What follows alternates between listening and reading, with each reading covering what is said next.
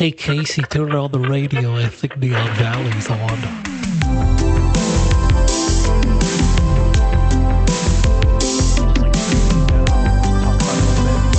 Seems like a good episode. I think everything makes sense for our topic, so Yeah.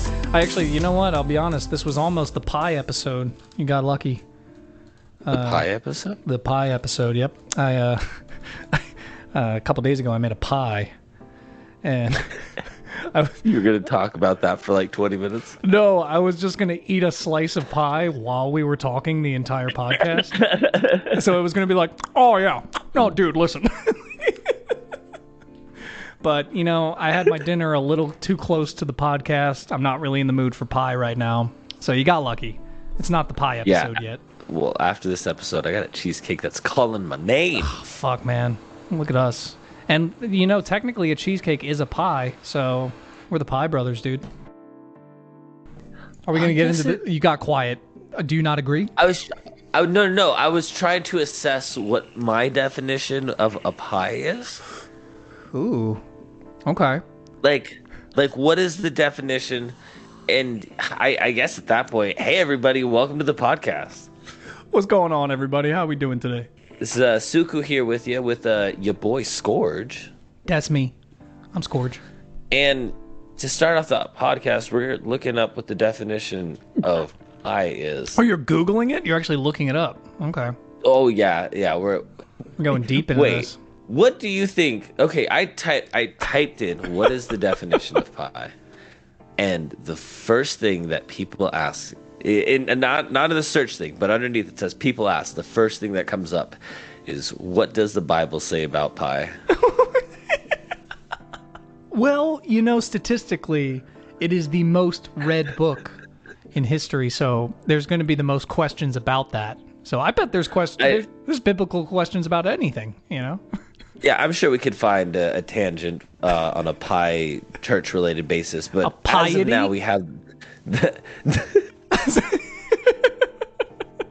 That one got you. Oh, wow.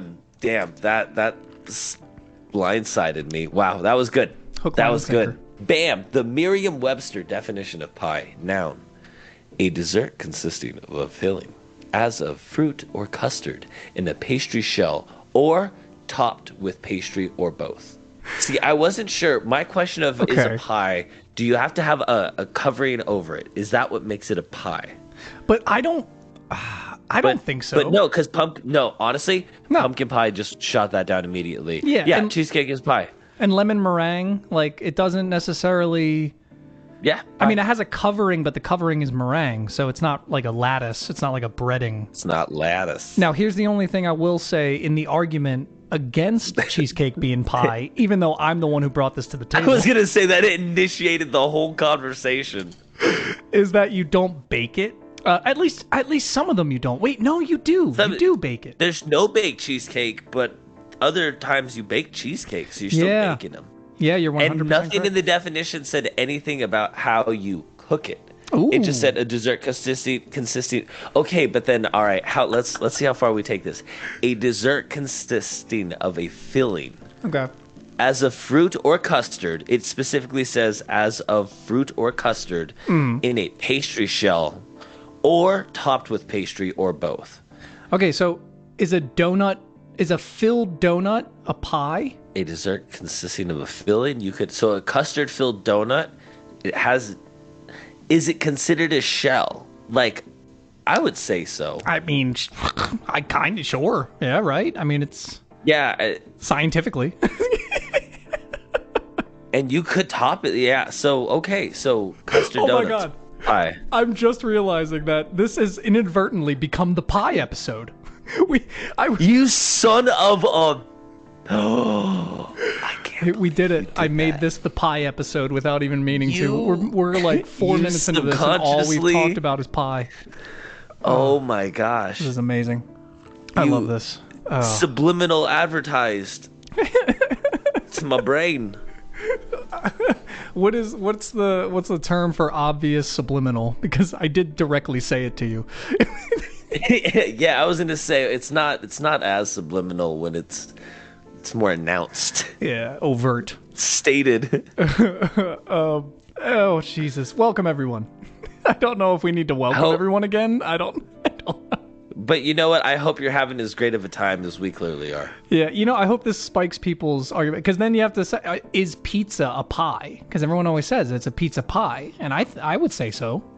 Okay, it's weird Tomatoes because under that first, there's 4 definitions of pie. That first one only consists of a dessert.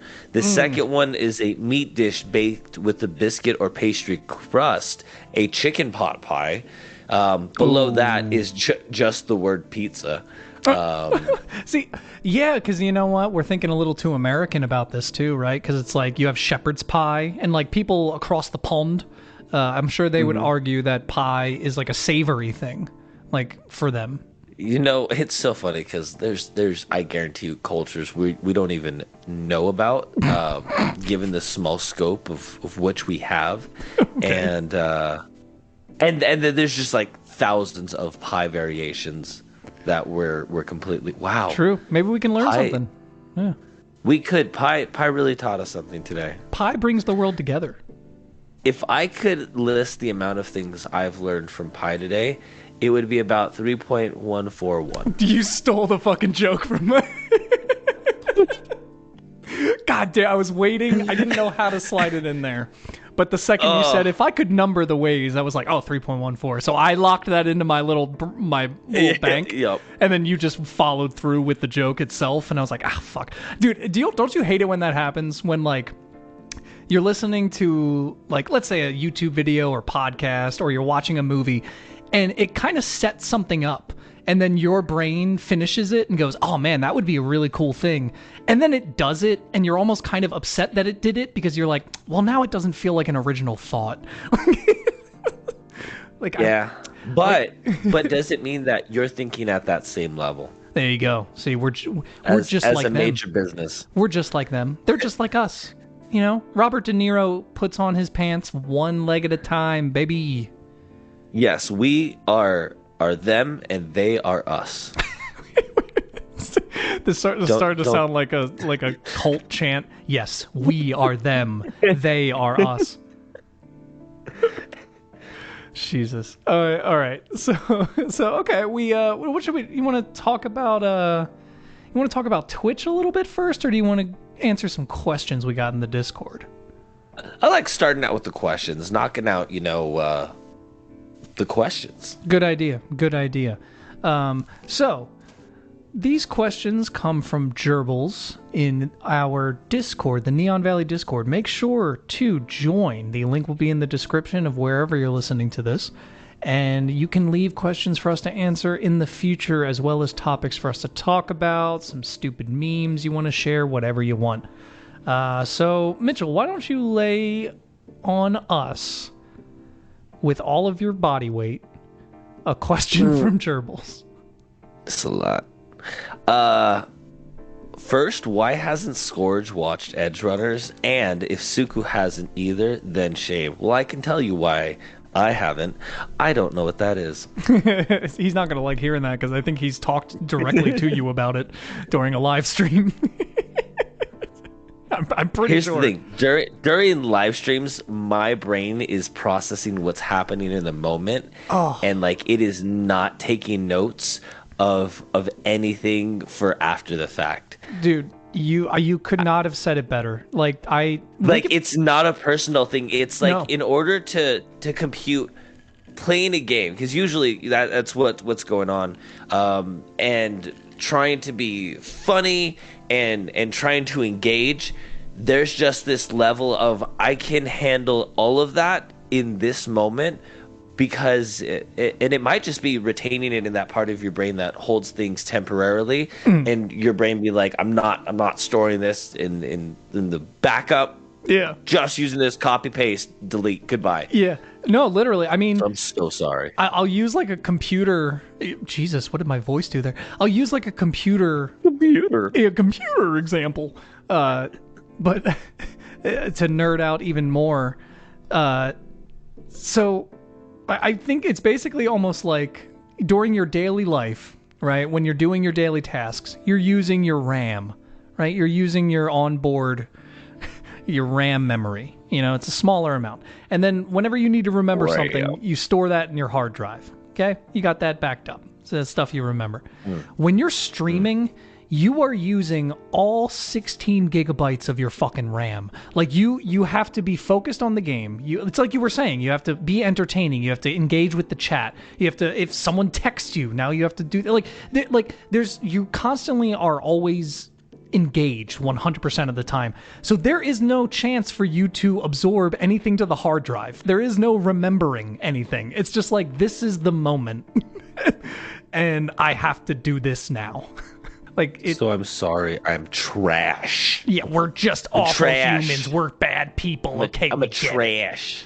No, yeah, that's the realest thing in the world. That there's been so many times that I've done a stream, and we can even talk about more about this when we get into the Twitch topic. But there's been so many times that I've streamed, and someone will say like, "Oh yeah, remember like last week when you said this and this," and I will have no fucking clue what they're talking about. In fact, I will read the chat. And like let's say I haven't read the chat for like a minute or two, and then I look down and it says like, yeah, that's so true. Dude, I could not tell you what they're talking about. Like, it could literally be 30 seconds after I said something, and if they're like, oh man, you called it, I'd be like, what? What are you talking about? It's so strange. Yep. It's so strange. It's gotten better though. I think it's also like an anxiety thing. As you stream more, you become more kind of chilled, relaxed, becomes second nature. You start to build more of those memories and stuff. But anyway, we are dodging his question. Well, you answered it. You don't know what. Yeah, you're dodging. Well, to be fair, you didn't remember what he said. Okay, I haven't watched it yet, Gerbils, because as you suggested, and I would like to do, I want to do a watch along on Twitch, where basically you put up the timestamp of the show you're watching, and then like the episode name and stuff like that, and then people just kind of watch it with you while you're on Twitch, That's super cool. Yeah, actually, and I'm going to act like I have this idea before, but, I was thinking we could do that with this podcast one time, like whatever movie we're doing. We should try to set up like a Twitch night and have everyone who's interested, they can watch it with us, and then, that'd be fun. That'd be a lot of fun. No, I would definitely be down to. We got to pick something good though. Oh yeah, no, that'll be a good one for sure. Maybe we'll make it like a special episode, like the 25th episode or something. Like a special event episode or something. Ooh, yeah, 25 years of Neon Valley. 100 years, Skorge and Tsuku. 100years.com. 100 years. Okay. All right. I have another question. This one is from Gerbils in the Discord. What upcoming game shows, movies are you hyped for? I think we've kind of answered this one before. Ooh, okay. I got an answer.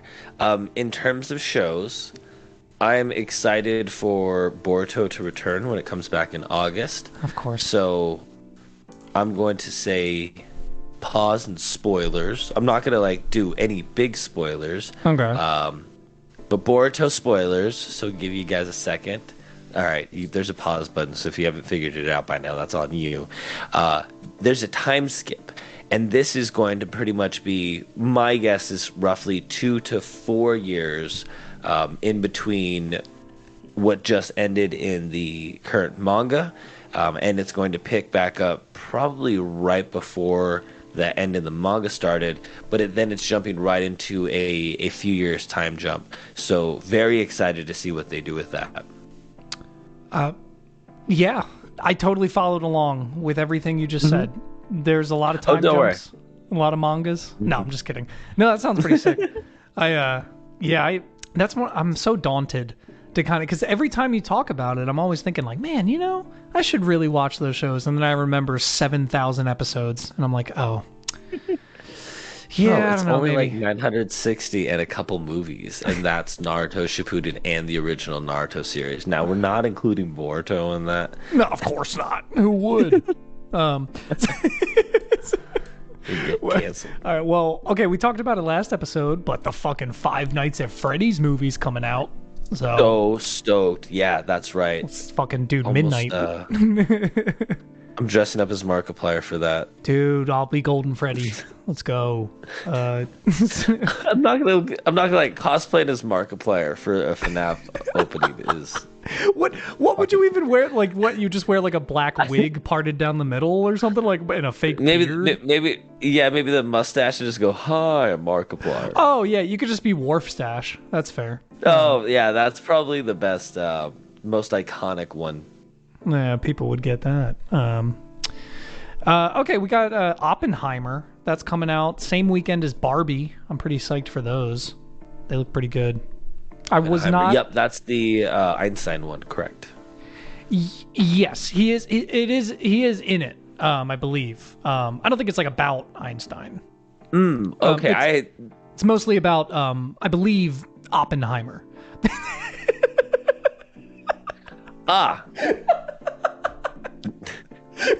Yeah, I had no idea. No, yeah, it's like a. I think it's set.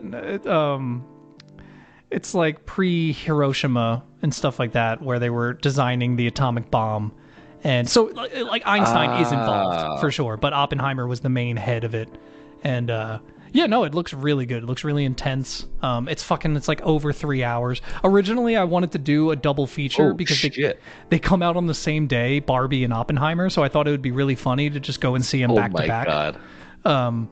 But I think Barbie's like 2 hours and something, so that's like, oh no, it's 1:40. Okay, but still, that's almost 5 hours over with advertisements of being in a movie theater. Yeah, I don't know. Why is the first thing I thought? I'm like, that's a lot of popcorn. Hell yeah, that's a lot of Diet Coke and Skittles. Am I right? But Barbie looks good too. I was not hyped about Barbie at all, and then after the trailer came out, I was like, okay, I kind of like the vibe this is going for. I haven't seen the trailer. Oh, really? I'm gonna have to review.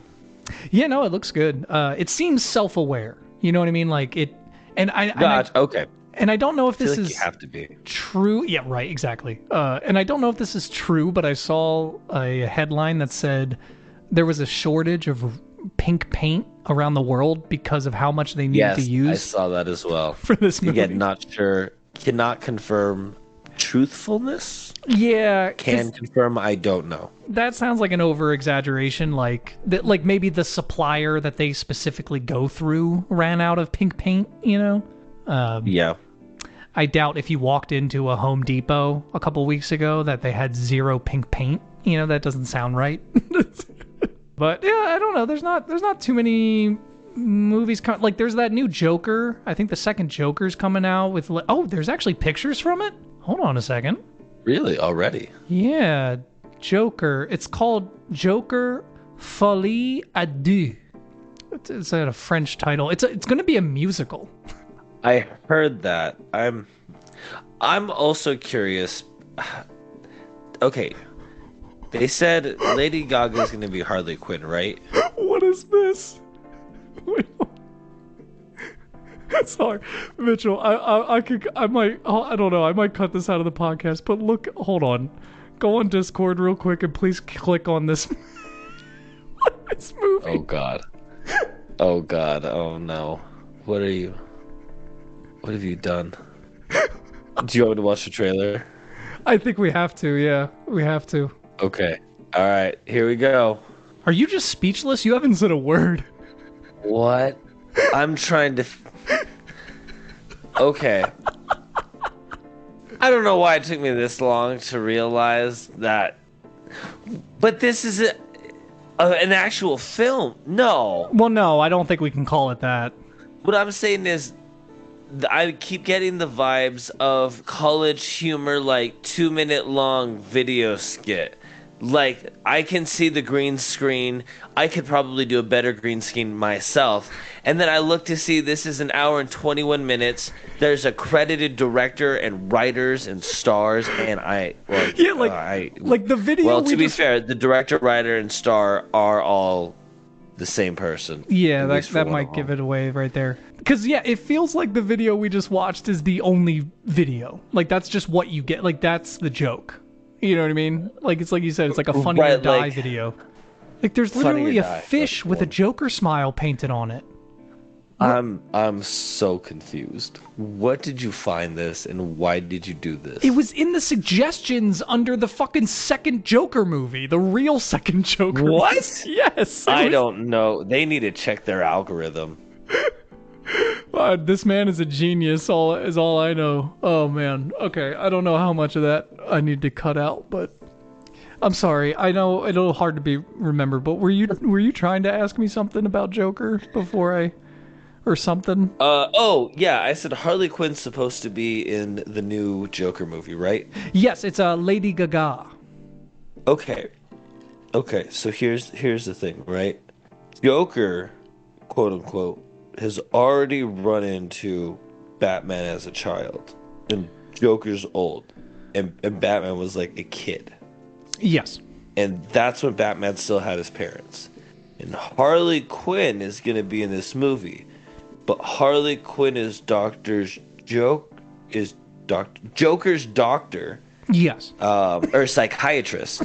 And I'm just trying to figure out, are they just creating their entirely own story? I'm because I know there's a lot of different variations of comics, so sometimes I wonder like, oh, what comic variation are they going for? And now I'm like, it feels like you guys are just making up your own story.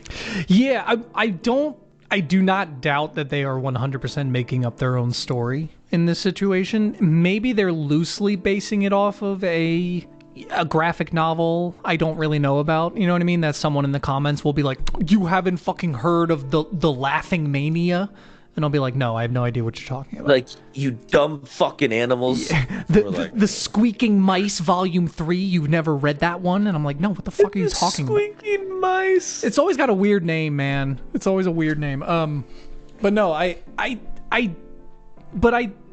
think it tracks from what you're saying, only because, so at the end of the first Joker movie, he ends up in the asylum. So I'm assuming Harley Quinn will be his psychiatrist in that asylum, and that he tricks into like breaking him out or do, you know what I mean? So I think it'll follow the same kind of path, but different. Yeah, just because I'm like, Batman's always like older than Harley Quinn. At least like he always appears to be older than Harley Quinn. Yeah. Joker always seems closer to Batman's age. So that's why I'm like, if Lady Gaga is playing Harley Quinn, and I'm just interested to see. The other thing is maybe this Joker ends up inspiring the next actual Joker. You literally just word for word said my theory about the original movie, even though I think he's come out and said that that's not it, but like that's how I always kind of took it. Was almost feels like it. Yeah, because his actions inspire. Yes, because it's almost like I could imagine the real Joker telling his backstory and being like, have you ever seen the late night television show? And, you know, tells the story of watching the Joker do that. Like Arthur Fleck, like that character kill the guy on screen and create this chaos. And that kind of inspired him to become the Joker. Like, but even that's kind of flimsy and kind of lame at the end of the day, because it's like, well, then the Joker himself doesn't have much of a backstory other than wanting to be like Arthur Fleck. So I don't know. I did always think that, though, that it was more of an inspiration. Because and the funniest part about that is it ties together well, which they never even took advantage of this. I thought it tied together well with Jared Leto's Joker, who, by the way, I hate. I don't like his interpretation. But I think it would have worked if they made it where his Joker was someone who was inspired by a real Joker. So, because like he's a copycat Joker. Yeah, because he had like tattoos of the Joker smile and the ha ha ha. So it's like, why would the person have meta tattoos of themselves on their body? You know what I mean? That seemed weird. So I thought like it would make sense if they turned it around and said, okay, Jared Leto's Joker was inspired by Arthur Fleck in the Joker movie to become this kind of villain and then base his whole backstory around this guy. You know, like that kind of works at least. I don't know. Yeah, no, I hear what you're saying. Yeah, man, we kind of went on a Batman tangent there a little bit, didn't we? A little Joker tangent. Yeah, no, I'm excited. I'm excited for that though. Let's see. Do you want to try to do one more question and then we'll talk a little bit about our topic? Yep. Let's go with. Ooh, what is your most played game ever? Oh. That's a toss up between two. Yeah. So, because when they say game, I won't say that like Elder Scrolls and Oblivion are the same game. No. But I'll say that like all the different characters I played in Oblivion count as like all the times I've played. Like I'm not going to count it as one run because it's that specific game I went back to. It's between Pokemon and Wait, what? What? Wait, hold on. No, I mean, so like if you played like a character and you had 20 hours on that character and then you started a new character. Oh, yeah, no, that's the same. It's all encompassing. That's what I'm saying. All encompassing. Yeah. So, it's definitely between Elders. Oh man, so I'm like Elder Scrolls or Oblivion, and then they have to go up against Pokemon. But oh man, this is tough. Because Pokemon is one of those games where, and like I'm wording this wrong, so excuse me if this sounds like I'll fix it, don't worry. Yeah, don't. But there's a lot of like dead air in Pokemon where you don't feel like you could play 2 hours of Pokemon and not really realize you just played 2 hours of a video game. Where a game like Dark Souls, if you play that for 2 hours, you're gonna fucking feel that 2 hours of gaming. Sensory overload. Yeah, where Pokemon's more of a chill, like, hey, we're just hanging out, you know. Yeah, and that's from like with Pokemon too. You're talking that video games weren't coming out at the quantity or the rate or the accessibility that Oblivion and Skyrim came out. So I'm like, okay, balancing out being an adult and having adult money, but also only having adult time with playing, with my childhood of years of playing the Pokemon games, because I'd only play like the same ones until it was the next generation. Yeah. Yeah, that's true, because so does that factor in like when we were kids and we only had one video game that we probably dumped way more hours than we probably should have? And because I don't even know if I remember any of those games necessarily. Because I'm talking like, man, it could be like Silver, where it was like I was up at night like under my sheets with a flashlight until I had like the light one that went on the Game Boy Color, or it might have been Ruby. Ooh. Because oh man, because I was like a teenager, so I wasn't old enough to really like go out and do stuff, and I still loved video gaming. Oh man, Emerald could be up there. Yeah, I know. Because I'm looking through some of my Steam list here, trying to see if there's anything. Because I know, for one, Steam is not going to have my most played game, because right, but it might like spark like, oh, I know I played that forever. Yeah, like for example, The Witcher 3. I have 50 hours just on the PC, and I know I played at least 50 to 100 hours on the PS4, and I never even beat the fucking game. Like I have this problem of restarting games. I think we might have talked about it before, or I talked about it on the stream. I don't know, but yeah, I have an issue of like, if I play a game and get like a quarter to halfway through and then stop playing it for a couple weeks or a month and then go back to it, my brain just goes like, well, I don't have the full context of what's going on at this very scene that I'm jumping back into. Yeah, let me restart the whole game. And like, yeah. It hurts. I need to get past that. Oh, Marvel, Spider-Man. Marvel Spider-Man on PS4. Man, I dumped a lot of hours. It's definitely not my most played game. I can't say it's my most played game by any means. But yeah, I dumped a lot of hours into that. If I had to guess what my most played game was, it's definitely between Skyrim, for sure, because a good 3 years of like my high school career was taken up by playing Skyrim and beyond. Maybe like the last year or two, whatever. I don't even remember when it came out. But yeah, that shit, like, I was addicted. That, and maybe the original Resident Evil 4 for the PlayStation 2. because it was one of the only games I had when I was that age, you know, between like 9 and 12 or whatever. It was one of the few games I owned. So I played through that shit so many times, and I unlocked everything you could possibly unlock and played through all of the side mercenary things, and like, yeah, I never stopped playing that game. Okay, I think I have my list, and I have a crazy dark horse in there now that might throw the whole thing in whack. So I think Emerald's probably first, because like I remember that game to the point of remembering like how to get all the different Reggies. Like I remember how to get to the steps. I just don't maybe remember all the details specifically. 2, I think, would then be Skyrim, because I think with it being more recent and how long it's been, I think I might have finally beaten the Oblivion hours, but it's very close. And 3rd, because he didn't say video game, I'm like, oh snap, Monopoly. I knew you were gonna say that. That's a good choice, though. Yu-Gi-Oh on the phone, but yeah. So, good question. Good question as always, Gerbils. Yeah, definitely. Oh, what about Jade Empire? Would you say you played that a lot, or was it just a game you really liked? So I played it a lot, but I don't know if I don't think I played it like Oblivion levels. Like, it's probably in my top 15. Okay. When we get top 10, it gets a little contentious, because then again, it's Oblivion and Skyrim for sure. Yeah. You're looking at maybe 3 different Pokemon games. Oh, wait, no. I'm about to throw a wrench in this because it's going to change your answer. And I bet I know what the answer is. Hi, gal. We're not talking about multiplayer, dude.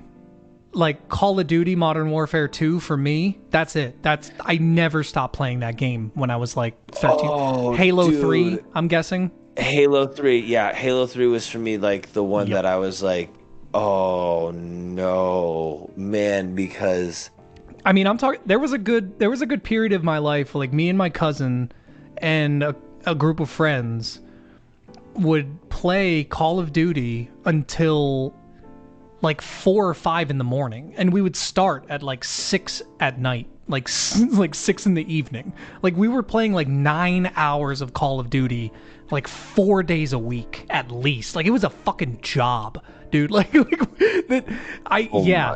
That's my most played game for sure. oh, it's close, but with the amount of years between, like, I'd say the Pokemon games and the Oblivion games versus Halo 3. Again, if it was the Halo series, that would be crazy. Like, that might be entirely different.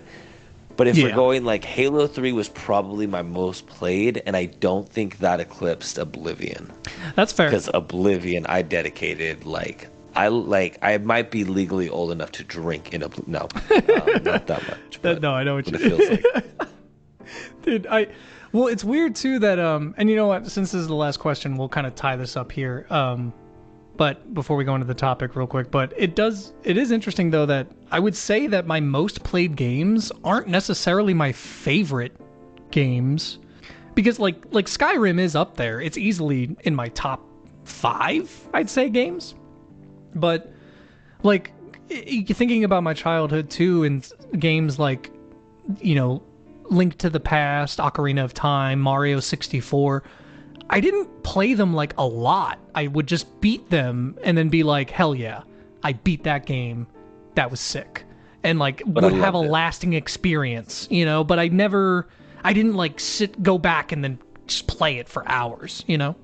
Yeah. So is it the replayability that's what makes it? I guess, right? Because, I mean, at least, especially for the multiplayers, for sure. That's just, you know, that's replayability baked into the game.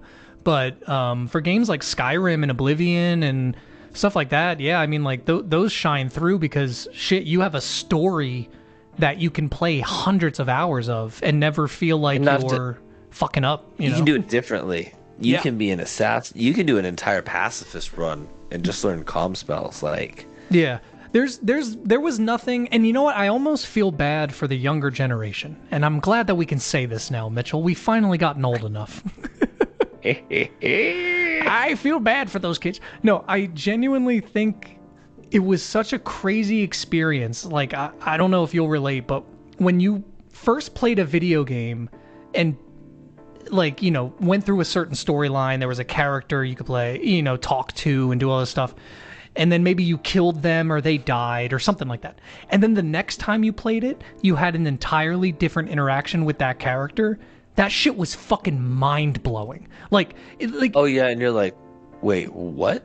This is what happens? Yeah, like you, or maybe they died before you even interacted with them because some scripted thing happened that you weren't a part of, and you're like, wait, why aren't they there? And it's like, oh, they died. And it's like, what do you mean they died? I talked to them the last time I played this game. Like, that shit was so amazing, but that's just like normal now in open world games. You know, it's like, choose whatever you want to do, you know. And maybe, you know, that's another reason why they're taking so long with hopefully the next Elder Scrolls game is they're trying to do that level again, that same level of innovation of this is going to be unlike any game you've played so far in terms of immersion, because that's what I think they did best, was I cannot speak tonight. Immersing yourself in the game. Yeah, no, 100%. Yeah, I agree, because it's like, I don't even think anybody would argue that Skyrim or Fallout or those kind of games have really good gameplay. You know, like, to be honest, it's kind of clunky, like the combat and and stuff like that. But they created such an incredible world that they innovated and, like, changed open world games forever. You know, so it didn't even matter. It was just like, fuck it. Like this is such a step forward in innovation. And yeah, I think that makes sense of why this has taken so long, and that's why I've always kind of not cared, because I don't want just another Skyrim, you know? Like, I want them to take this series and do what they did from Oblivion to Skyrim, you know? Yeah, and with the new technology and stuff, it's like, yeah, I don't mind if you take your time. Just make sure you deliver. Because I think games in the meantime that have done a good job of kind of that next one, Dragon's Age Inquisition, the dialogue options, the fact that you can engage with the followers you have, it's a different kind of RPG, but I really liked it. Yeah. I still think, though, that overall, I super excited for the potential at the next Elder Scrolls, mostly for any potential game. Yeah, and see, like, a game like Inquisition, I really loved that game. But there was something, it didn't connect with me quite as much as a game like Skyrim or something did. I think for me it was a little too much management, you know, like, you have your followers, and then you also have like war factions that you have to control. Political. I'm not gonna lie, yeah. I loved that stuff. I don't, but I've always had a weird enjoyment of management of multiple kind of things at once, because I think, to me, because you can pick and choose which things you want to work on and which things that you can and can't, like, better. Like, if I invest more in this, then I'm gonna maybe have more spies in more regions, I think was the thing, or I'm gonna do more here and have more influence. It makes more rounds unique. It's not just the same thing. Like, I love Super Mario, and it's a game that I could totally replay, but it's always going to be the exact same scroller, unless you get into, like, Mario Maker. But it's always going to be that same level you play. You can play it different ways, but there's always that same fire flower there. The difference is just so many options of how you can use your environment. You can control people, you can control animals, you can summon things. Like, there's See, I guess for me it's more of, like, how that's displayed, because I agree, like, I want that experience of, like, having an effect on the things around me. But I think the way that, like, I enjoy it is the way that, like, Breath of the Wild and Skyrim do it, where, let's say you approach a cave and there's, like, shit going on, you can just walk away. Like, you can just, like, I don't want to do this. You'd be like, nope. Yeah, or you can intervene directly, or you can kill everyone, or you can try to talk to one side. Like, there's ways to go about it that put you in the moment right there to make that decision. I think games like Inquisition and stuff, it's a little too much of, like, I also have a notebook that I have to pull out and like have a day planner and be like, okay, I forgot to tell this faction to do this, and like it becomes stressful to me, and I'm like, especially when I'm gaming, I just want like when I'm gaming, I just want to like release myself entirely, like feel like I'm just in a totally other world. And when I start like managing, like micromanaging, I feel like I'm at work, so I'm like, That's true too, because when you're like, oh, this is going to end in 2 hours, and then I could set another one, because it goes based off real time in terms of, if this is a 6 hour long whatever. Oh yeah, it's daunting. It's so daunting. Then it's actually 6 hours. So what happens is, if you stop playing after 6 hours, you're like, well, I could go log on really quick just to set another one, so that way.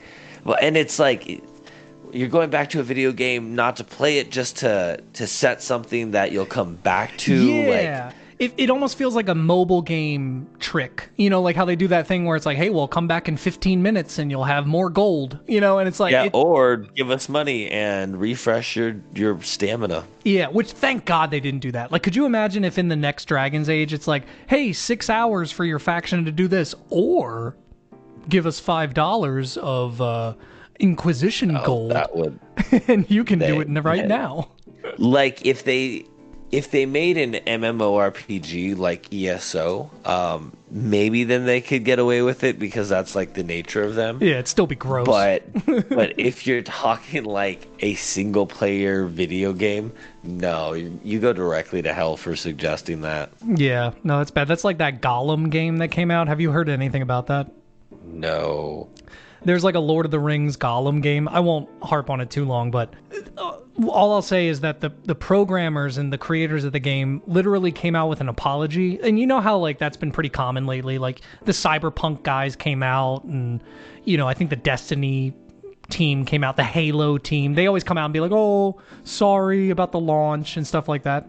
The difference with this one is that they literally like apologized for making the game.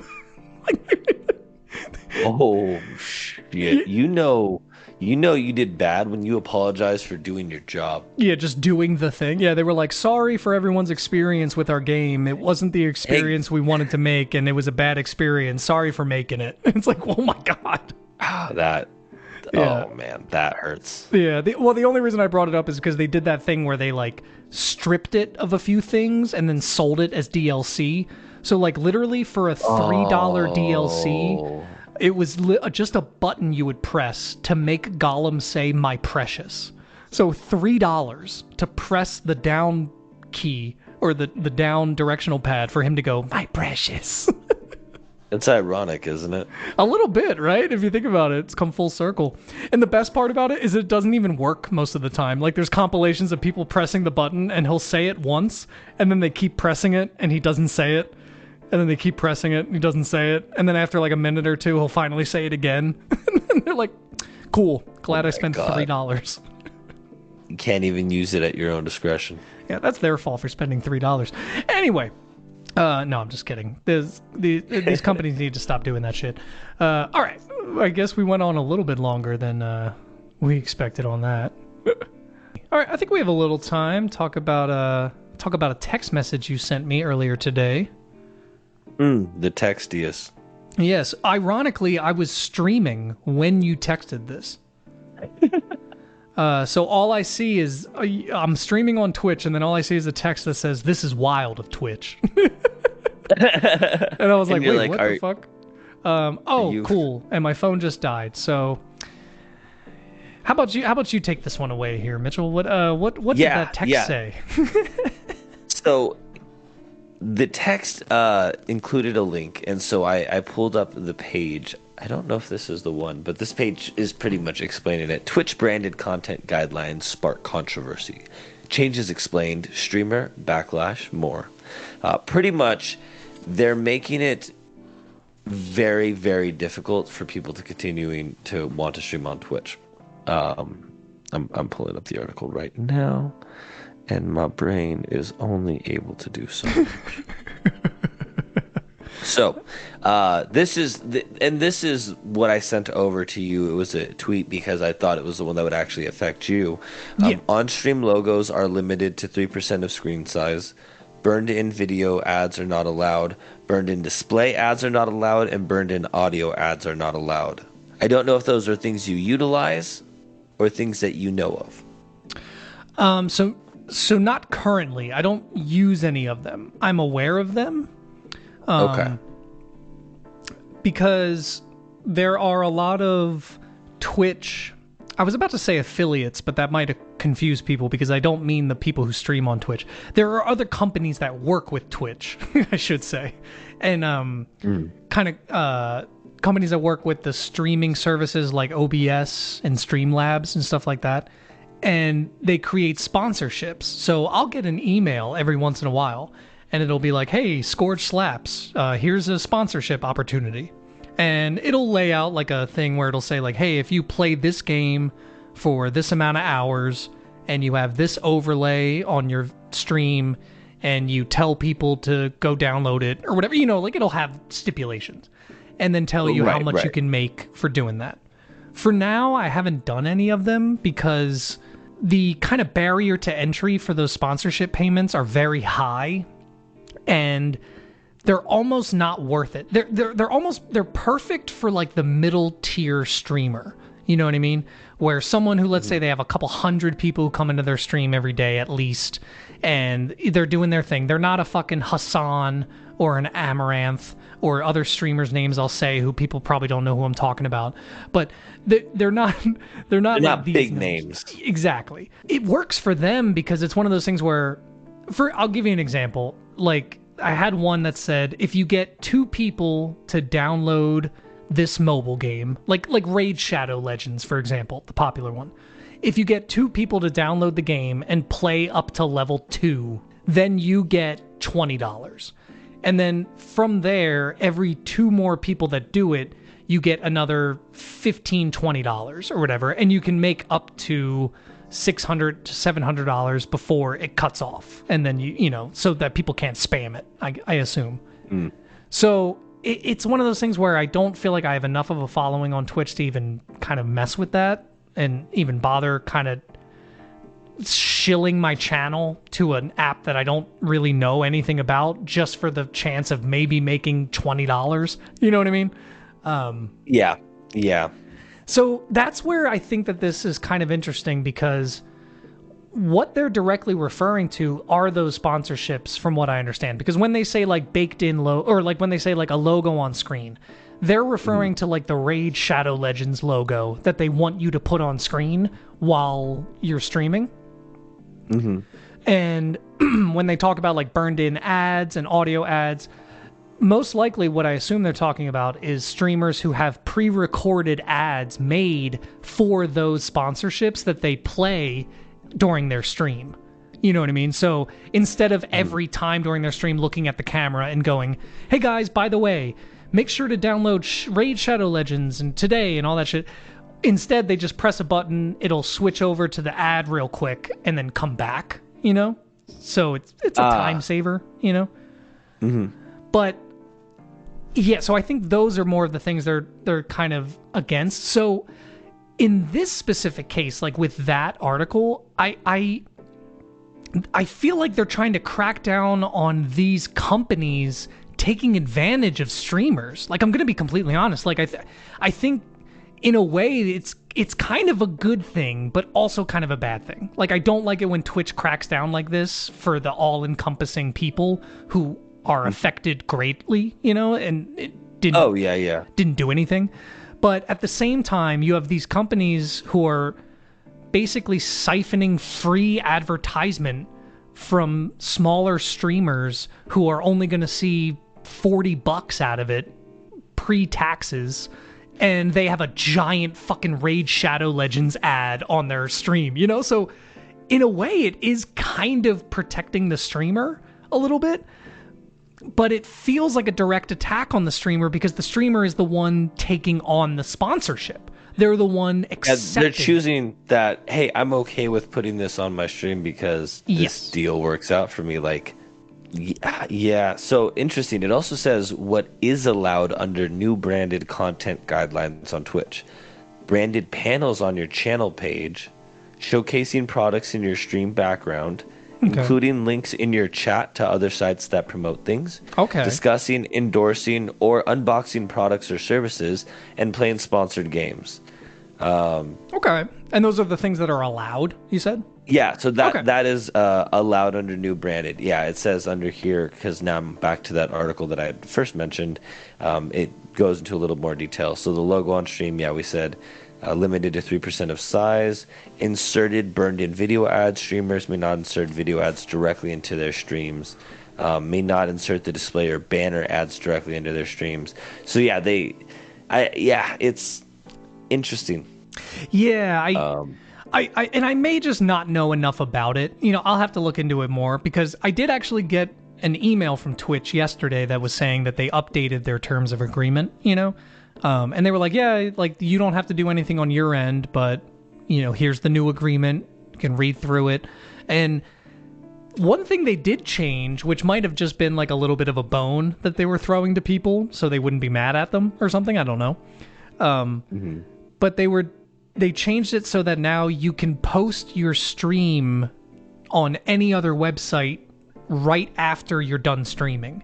It used to be you had to wait a day or two before you could post it anywhere else, but now you can do it immediately. So the second I'm done streaming on Twitch, I can download that stream and then post it on YouTube if I wanted to, Yeah. Yeah, because you had mentioned that you can't multi-stream anymore, but that was always a thing with affiliates and partners. So it's like the second you become an affiliate, you cannot multi-stream on other. That's why I stopped streaming on YouTube. I see. Okay, and so maybe that one I just misread, and that was when that had already been there. Maybe, yeah. Unless they're cracking down just on, maybe they don't want people multi-streaming at all. That could be totally possible. I wouldn't be surprised. like even if you're not an affiliate. It made Mr. Beast mad enough that he said I might stream on Kick just to protest.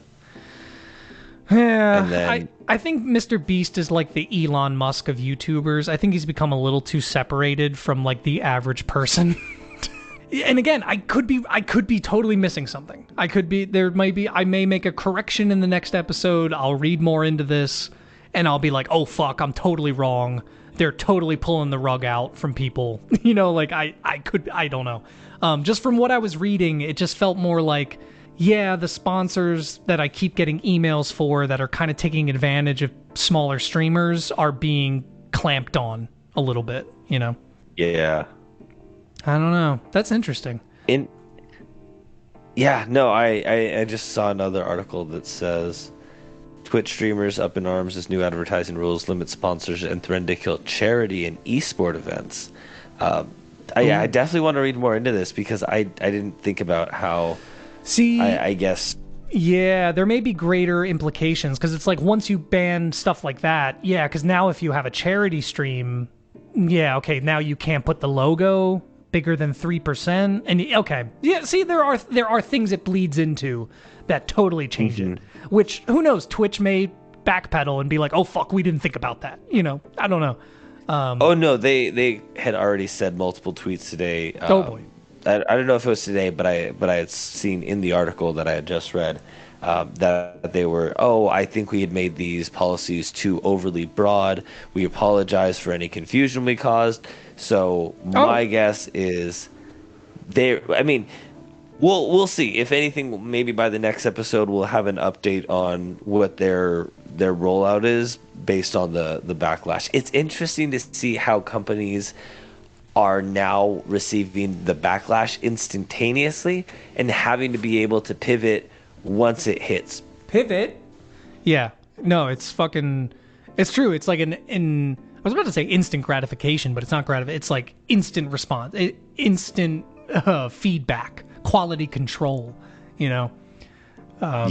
Like the Gollum game. We knew it was trash immediately. Actually, the last thing I'll say about Twitch, in their updated agreement, I thought it was an interesting thing. And it's probably always been in there. I'm not quite sure. But I was reading through it, and there was a part that said you basically can't badmouth or like spread rumors about Twitch Amazon or any of their affiliate companies during your streams, or you could be subject to ban. That's wild, especially because it's like, how do you prove that? What is the process? Who reviews it? Right, like I'm assuming someone would like report you, I guess would be the first step, would be the only thing that could happen. I don't know. Wild. Yeah, because it's like, so you couldn't, the same way people on YouTube make YouTube videos about how much they're upset with YouTube, you can't do that on Twitch. You can't start a stream on Twitch and be like, you know what, here's my problem with Twitch's recent up. You can't do that. They will literally ban your account. Wild. Yeah, a little Orwellian. All right, cool. So yeah, I think we exhausted that as much as we could. Yeah, no, I think that was a nice little place to put a bow on it. And I guess I will transition us into our next segment here. Bring it on, baby. It's movie review time. All right, so we watched This Is the End. This Is the End is starring Jonah Hill, James Franco, Seth Rogen. Wait, I knew you were going to do this. You watched the wrong movie. No, I just made you think I did. God damn it. Are you serious? I knew you would think I did. Yeah, I watched The World's End. Fucking A. God damn it, you motherfucker. I swear, dude, it's so fucking funny. I literally yesterday, I thought to myself, is he going to watch This Is the End? Because there's a lot of movies with a similar title. And I remember you being like, oh, fuck, I forgot what movie we were going to watch. What was it again? So when I told you it again, I was like, uh-oh. We might end up with a problem here. Gee, you just scared me. I knew instantly. I literally pulled up the IMDb page just so that way I could have the list of characters to start, just to really sell that I but no, The World's End and wow. Okay.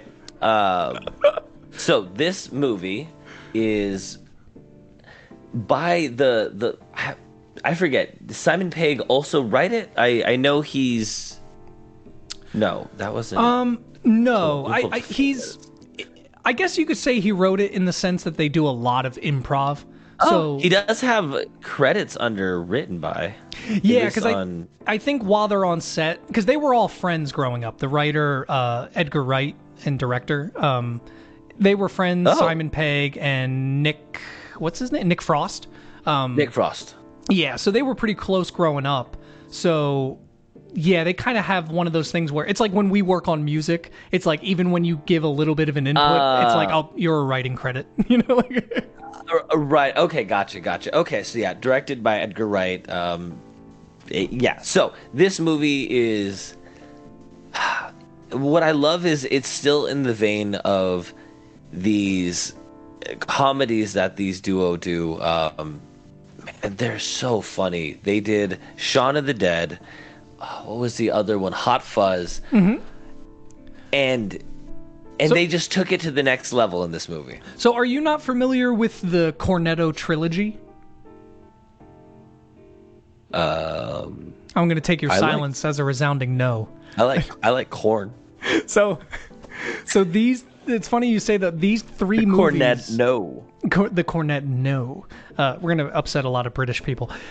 So the Cornetto trilogy are these three movies. The ones you met, the Shaun of the Dead, Hot Fuzz, and The World's End. Okay. Same writer and director, same two main stars, Simon Pegg, Nick Frost, like we said. And the connecting factor between all of them are the Cornetto ice creams.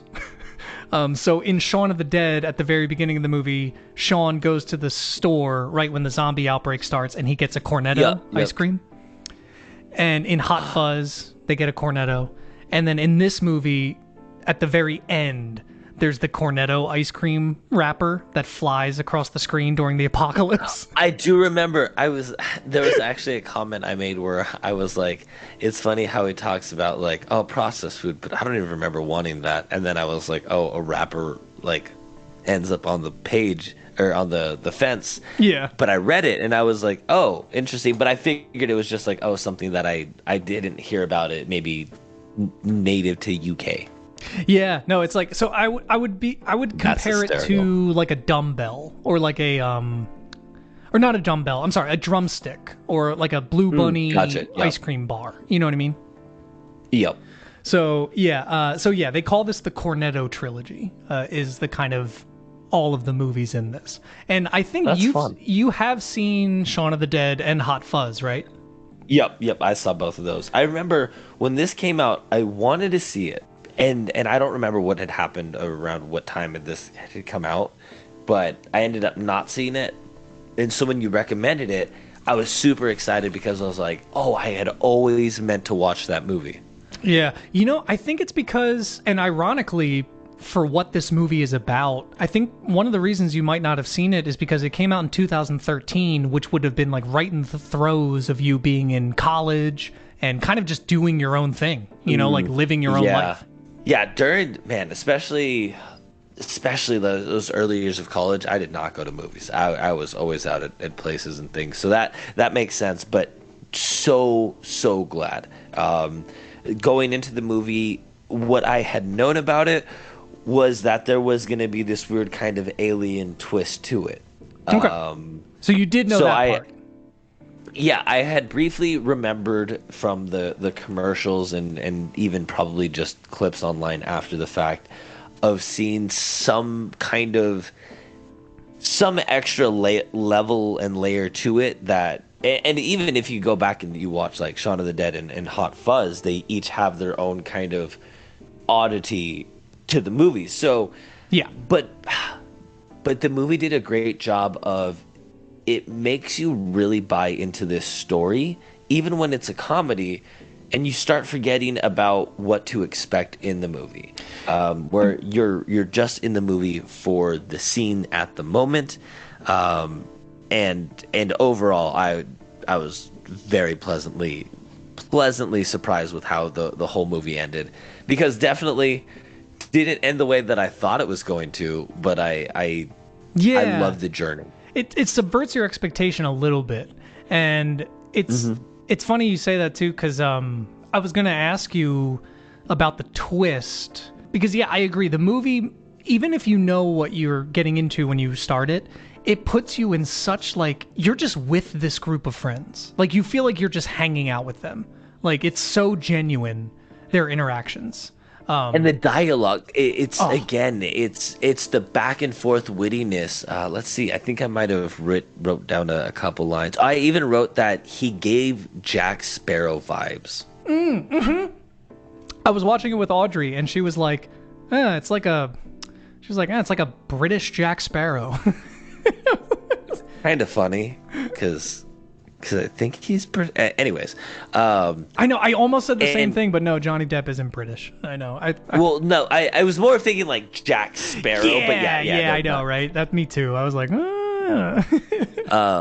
but even like when the movie opens up, you're getting the grand story of the Golden Mile, of these 12 pubs that they have to hit one after another, and complete, I think it's 60 something ounces of beer by the end of the night. I don't know if I'm using 70. I'll quit, you fucking alky. It's that real kind of conversation. What was the other one? Oh, because I'm trying not to go too much into the story, and just more of like how I felt watching the movie, my thoughts on it before we get like too into the path the movie takes. Oh yeah, the Golden Mile. Yeah, the Golden Mile. So with the Golden Mile, I love that idea and premise, and even in Vegas, right? I picture downtown, like we could probably come up with our own version of this. Now, the other thing that sucks is we'd spend like $100 at the end of the night in just entry fees. Yeah, and literally entry fees, and even one pint at a bar would be like, what, $8-9 at least? So you're talking $120 for just the beer at the end of the night. Yeah, but yeah, okay, so to get into the movie now, the movie is set up to be, this guy is reminiscing on this grand story of him and his friends doing this Golden Mile, and they only make it to like, what was it, like the 7th or 8th? Ninth? Yeah, 8th or 9th. And for anyone who might not know, for complete context, I guess, but their Golden Mile is to have one beer at each bar on the way along this whole trail that ends at a bar called the World's End. Yep. Yep. Hint, hint. No. Mm-hmm. So at the end of his story, it kind of cuts to like some kind of rehab group. There's people sitting in a circle. He's clearly sharing what was meant to be probably a supposed to be painful story or something that negatively impacted him. And even the guy who was moderating was like, and how did that, how did it affect you? How did that negatively impact you? And he said it was great. And then he's like, does anybody have like a comment or want a challenge? And the guy sitting next to him is like, you sad you never finished it? And in that, it kind of inspires him along with more things you find out later on that he's like, you know what? We're gonna do this. We're gonna get the band back together. And so he sets out on a quest to get all of his friends. And again, like I kept trying to think about this in terms of, I'm like, when movies start out like that, like you have the one person trying to get everybody back to do something and everyone's in adult lives. I'm just like, how did you make that believable? But it really did, especially with the whole idea of, oh, is Andy on board? Yeah, of course he's on board. Andy was the last person he ends up asking. Yeah. Yep. And two of the things he does to convince Andy, one is give him $600, or not $600, but 600 equivalent currency of, did he say quid? Quid. 600 quid to pay back, which you later find out he had borrowed from the other friends. 200 each from the three other friends. 200 each from the three other friends. And again, something about that, the way it was delivered, just so funny, so genius. It doesn't teeter into the territory where you feel like shoehorning. Yeah, or not even just that, but that he's not a huge dick. Like, I don't know how to say this. Like, yes, he's a dick and he's an asshole, but the way they convey it is that there's still a group of friends and that this is just what he does. Do you know what I mean? And like, they accepted him for what he was in the friendship. And it's almost in the same way of the way they kind of all talk to him and he just kind of takes it on the chin and rolls with it. It's almost kind of like the give and take in the relationship. Yeah. Even if he's kind of blissfully unaware when he wants to be, as the main character. And I love Simon Pegg's character in this because it's so different than his Shaun of the Dead and Hot Fuzz characters. Like, for him to... It's the opposite, right? Yeah, the kind of cocky bad boy. Like, you don't really imagine Simon Pegg as that character, But it works. It works in a kind of comedic way. He plays it up perfectly. Yeah, I'm so glad you connected with this movie. Excuse me. Oh, and even again, I'm realizing as I get older, I'm really big on the dialogue. There was a back and forth between Simon Pegg's character, which is Gary King, and it was Steven, I believe, where Steven thinks he's back on drugs, so he's like, Gary makes a comment, Simon Pegg's character makes a comment about... I'm going to... Wait, really quick. I'm going to say, I think I only have like 4 quotes written down. And I think we might have the same exact back and forth written down. If you're about to say what I think you're about to say. Is it the bike? I'm back on the horse. You're back on the horse? No, I mean I'm back on the bike. What does bike stand for? Bicycle. I'm lost. Don't be. He's like, yeah, what is bike slang for? Bicycle? I'm lost. So yeah, and it's just okay. So I don't know. I got definitely vibes where I'm like, why do I feel like I see a lot of certain traits in Gary King that I definitely embody? A little bit. I you know what? While watching it, I didn't think of. I did have an old childhood friend that I did think of more, like someone who would just show up in my late 30s and be like, "Hey, so let's fucking go get fucked up like we used to," like I. Oh yeah. No, I think more of just like the I always have something smart to say. I picture more of the scene when like he's talking with Andy and Adam is always just like, you can just never be wrong about something, and I'm like, no. Yeah, he's like, what's wrong with that? What's wrong with You saying there's a problem with that? Yeah, no, there's. When they're at the beginning too, when he's trying to convince Andy to go to the bar, and Andy goes, Gary, I haven't had a drink in 16 years. Oh, you must be thirsty then. Like there's so many lines in this that are so quick that it's infinitely rewatchable. I'll say that much. Like, because I watched it twice actually. I don't think I didn't finish it the second time because I got interrupted. But I went out of my way to watch it a second time because I was like, I want to watch it again and like absorb all these jokes and like it. Yeah, and I don't know. So I don't know if you noticed. I mean, I'm sure you've noticed that it is very like well written and everything closes itself off. All loose ends are tied up. Can I guess what you're about to suggest? Yeah. Oh, what did you say? Can you guess? Can I guess what you're about to ask if I noticed? Yes. That each of the names of the bar have like a symbolism as to the situation that happens at the bar? No, that wasn't what I was going to ask, but that is also true. That is a good point. And what I also wasn't going to ask, but I will ask if you noticed, did you notice all of their names have to do with a king's court? I don't know what king's court is. No, like a literal like king's court, like a royal court. So you have Knightley, his friend Andy Knightley, who's his knight, his friend, the king. He's Gary King. He has his knight. Yeah. Stephen Prince is the guy who always like kind of was second best to him. God. Oliver Chamberlain. A Chamberlain is someone who takes down all the notes for a king. Yeah. Or no, I'm sorry, not Chamberlain. That's something different. Page. Page is the person who... Page, yeah. That's Peter Page. And then Chamberlain, and I believe it's the Chamberlain maid, his sister.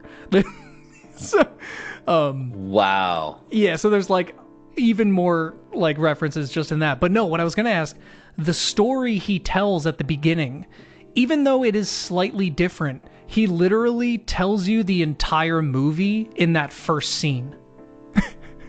Their entire movie? Yeah. So like when he says like when he goes through what they did as teenagers, like when they first graduated from high school, almost entirely what he says happens later in life. So like they make it to the certain bar and then he says, "Oh man, dropped out." It was like the fourth bar. "Oh man, got drunk and dropped out." Well, at that bar in their recent time, that's when he becomes one of the blanks. Oh, yeah. I don't think I picked. I thought that they were trying to insinuate that he had been a blank since before this process had started. Oh, no. So there's a scene when Simon Pegg, Gary, tries to go get drugs from the Reverend. Yes. That man, Oliver, goes into the bathroom and he's in there for quite a while. And then when he comes out, that's when he starts acting different. Okay, I do remember that scene. I didn't realize. Okay, for some reason, I must have just been like dying in terms of, because again, the humor in this is hysterical. Oh yeah. Because I noticed, obviously, I don't know if it was the siren, the mermaid bar, but I had noticed a couple steps down the road. I think it was the mermaid bar, where I was like, he's acting strangely. And then the comment where Andy had clearly picked up on of, we're waiting for you in there. Yeah, I was like, oh, okay, they got him. Plus, I was like, well, he's got the Bluetooth on, so have they just been talking to him this whole time? Has he been in on this? Yeah, no. So I'm pretty sure that he was captured during that bar scene when they were in there. So he was himself leading up to it. Okay. And that makes sense. Yeah, because you can, and if you were to watch it again, you'll notice the stark change of when it happens, And it also happens when they start kind of like tipping off to the robots that they kind of, or not robots, that they kind of know what's happening, so that's when they capture Oliver. And you'll really notice it because right after that bar scene, he gets called O-Man like 4 times and never corrects any of them. He doesn't say anything about it, that's right. Yeah. So that was like the biggest signifier, because the whole movie he's like, don't call me O-Man. And so that's kind of showing he's human. He has that memory. And they even point out that he still had the scar when they remade his body. Yep, that's right. Yeah, because they had it like laser removed earlier in it. But yeah, no, like, I mean, shit, even that, there's so many details in this movie that are so finely tuned. I mean, it's genius. Like, I think this movie was underrated. It actually got kind of it was a little bit of a flop when it came out. Not many, like, I think following up on Hot Fuzz and Shaun of the Dead, people were expecting, I don't know, something different maybe, or I don't know. But as time has gone on, this has been known as like one of his best. It's starting to get a bigger I was going to say, following. this feels like the natural progression to that series. Did you know the Bible was written by Jesus? Dude, that was one of the best lines. Oh, stop. It's written by Jesus. You know what? The only thing, one of the only threads of the movie that felt like they were setting something up that they didn't really follow through with was the beer.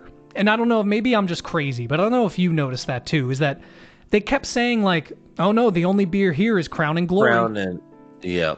Yeah, and then, so I thought that the beer was going to be involved a little bit, where it's like, oh, the beer is infecting people to make them, but it never did. It just kind of like, so I almost thought it also had to tie in with the first bar and the second bar looking exactly the same, of being that this invaders are not the most creative, so they only have one beer. They have like 2 bars that they made, and everything else has just been what's already been there, which is also why nothing's changed, is because they're not creative. Like, they're smart, super intelligent beings, and it's the same reason why they couldn't win an argument with a drunk person, is that, like, he could just say whatever he wanted, and they were going to try to use logic and reasoning, and it was never going to work. Yeah, and you know what? That's what when I mentioned earlier, the kind of subversion of expectation when it comes to the end. That's like, you would almost expect a movie like this to make it where he has this redemption arc and realizes like, oh, humanity is about being there for your brother and like not do it, and telling, the like fighting off the alien. But instead, it was almost him like doubling down and being like, no, fuck you. We don't give a fuck. We never gave a fuck. We continue to not give a fuck. It was defiance, and we will never give a fuck. Yeah. And it's kind of crazy because the movie, because we've talked a little bit before about like, the message a movie's trying to send, the morals, the theme behind it. And this one is so interesting because you think it's setting up this story of like, oh, it's telling you to grow up. Grow up and learn to just, be an adult. But it doesn't really. Like, by the end, it almost teaches you the opposite. It's like, no, be yourself. Like, even if you don't want to grow up, that's okay. Like, I don't know. Do you know what I mean? I'm split on it being kind of like, be you. Life's hard. You'll have to go through it, but you'll find your path. And also, it just being like, we're not making a movie that has a message. We're making a movie that has a story, and we're gonna enjoy it. See, I don't 100% agree with that, because I think they are trying to say something at the end of the day. Because like I got the vibe of like I think the aliens are kind of a metaphor for literally growing up. Like they're a metaphor for kind of becoming another cog in the machine that makes life somewhat livable as an adult. Where because they kept saying like, oh, well, we make things so much easier. You just have to align with us. Just make sure to fall in line with us, And it's like, it's that feeling of when you're coming from a teenager to an adult, or, that 20-year-old to an adult, where you keep fighting that kind of force that's telling you like, hey, give up all that childhood shit and just grow up, And I think that Gary King's character, Simon Pegg, he very clearly is the embodiment of the worst case scenario of never letting go of your childhood. Yes. But then it's like the aliens are the other end of the spectrum of completely forgetting your childhood and forgetting everything that made you who you are, and you just become a replicant, a clone of another human.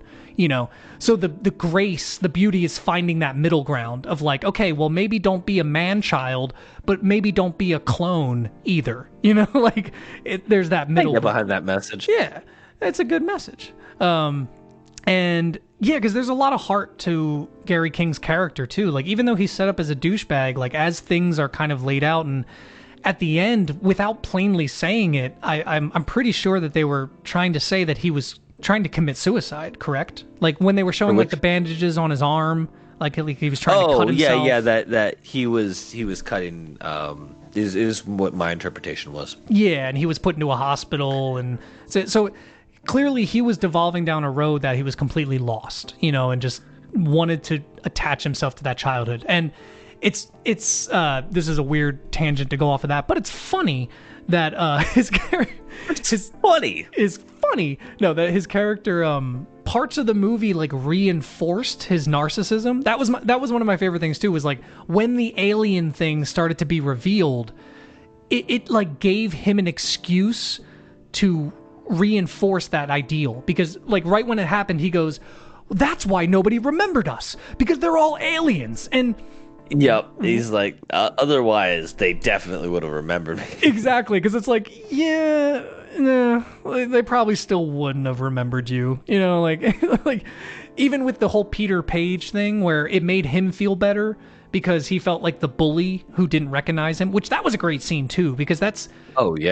that is like, nobody talks about that part of bullying, where it's like, yes, going through that shit is terrible, but a lot of the times the worst part is realizing that your bully doesn't even care enough to remember he bullied you. Yep. And that was like a really resonating thing. So having that alien twist and then them almost kind of being like, oh no, so none of that's real because of the aliens. It's interesting. It I don't know, it's a lot to chew on. Whether or not the movie was necessarily trying to do that, it makes you think about it. Oh, absolutely. There was another note here. Oh, WTF. What the fuck does WTF mean? And then the guy comes out, what the fuck? And he goes, oh yeah, that's right. I told you not to ask me about that. Yeah, I actually thought that was one of the few things when the movie was starting that I didn't like. I was like, why it's like the only thing that, how do I put it? Like, dated the movie, Like hearing that character go WTF was really cringy. But it made sense, like at the time, like that was the slang. Yeah, especially for someone at his age who's trying to still be young. Like that makes sense. But at the end I feel like it was all just to set up that joke of WTF, what the fuck does WTF mean? What the fuck? Oh yeah, that's right. Like that. Yep. That felt like all just. So then after that happened, I went, oh yeah, okay, never mind. Okay, actually, you know what? I guess we'll kind of wrap it, unless you got a few more notes. But I did want to ask you one thing about the movie that I didn't ask earlier. Oh, no, go for it. Okay. When the twist happened, how did you feel? Like, were you expecting it? Was it surprising? Like, because I know you were saying you knew what was coming, but when it happened, what was your reaction?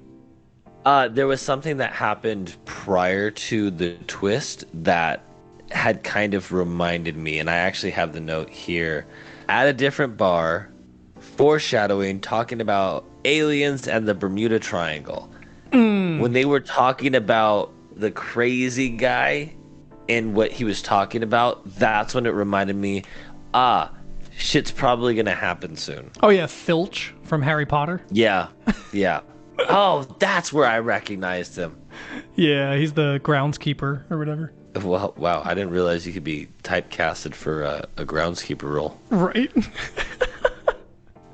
A supernatural groundskeeper, not a groundskeeper in a supernatural world universe. Yeah, who doesn't necessarily have supernatural powers himself. Yeah, that's a very specific but he nails it. Character to be cast. Yeah, he nails it. Down. Okay, so when it happened, what like were you expecting that kid to be an alien? Basically, is what. Oh, or like when his head popped off, was it kind of like a holy fuck, what the hell moment? So yeah, it was definitely like a oh shit. It was an oh shit. This is the alien. So when he was talking to the kid, I thought it was going to be something like, and this is going to sound really stupid now because I think the kid had headphones on his neck, but I was like, oh, is the kid like deaf or something and he just can't hear him and he doesn't realize that? But when he responded, when he responded, then I was like, oh, and then during the fight, I was like, he's fighting kind of robotic, and then when it like the blue explosion happened, then I was like, yup. So I think it was actually during the fight, which holy shit, the choreography on the fight was so incredible. Good. Dude, I want to watch this movie right now, like talking about it. No, like it's so good. There's even a little like moment during the fights. Like, did you notice that and I have to imagine, I might be making up my own headcanon for this, but I have to imagine it's the reasoning. But right before they were about to fight, all of the aliens would hit one of the like hand drying stations. Yep, noticed that. And I think it was to create noise so that while they were fighting, it wouldn't be as loud in the room for the outside bar to hear them. So it's like they were trying to cover up the noises of the fight right before they fought. Like it was just like genius. Like the little details. But it was also funny that like they wanted to do it peacefully, because they really allowed them to go through the motions as much. But again, it ended up being they were trying to kind of secretly indoctrinate them, which makes more sense. Again, I think just the way it was written was just very clever. Yeah. Oh, yeah. And again, I think it kind of feeds into that metaphor of like corporate America, like even, and this is a British movie, but like corporate society in general, where it's kind of death by a thousand wounds, right? Where like your boss will never come to you and be like, you need to fucking do this, but they will like calmly guide you into doing the thing that they need you to do. Do you know what I mean? Yep. And it's like the perfect metaphor for like, yeah, no, we'll never force you to live this life, but if you start getting a little too snippy, maybe we'll do something about it, you know? I do like at the end too, where he's like, how many of us have you had to replace? It's like, like all of them. I love the old man when he was like, and don't ask me what they do with the bodies. And he's like, what do they do with the bodies? I told you not to ask me. Yeah. And then they reprise that even later on when he's talking with them. Yeah, well, what do they do with when he's speaking to like the higher being? Yeah. He's like, well, what do they do with them when they're done? You just hear from like, I told you not to ask that. I don't know why that. And even I was typing out the conversation between this upper being and these two drunken guys is priceless. And as I'm typing, I hear 3 drunk men, and I'm like, that was because again, right? When you think about you and your friends, and they're trapped at the bottom of a hole with a higher being, for some reason, like trying to get help, doing something, but like the idea of let me jump down into the hole with them.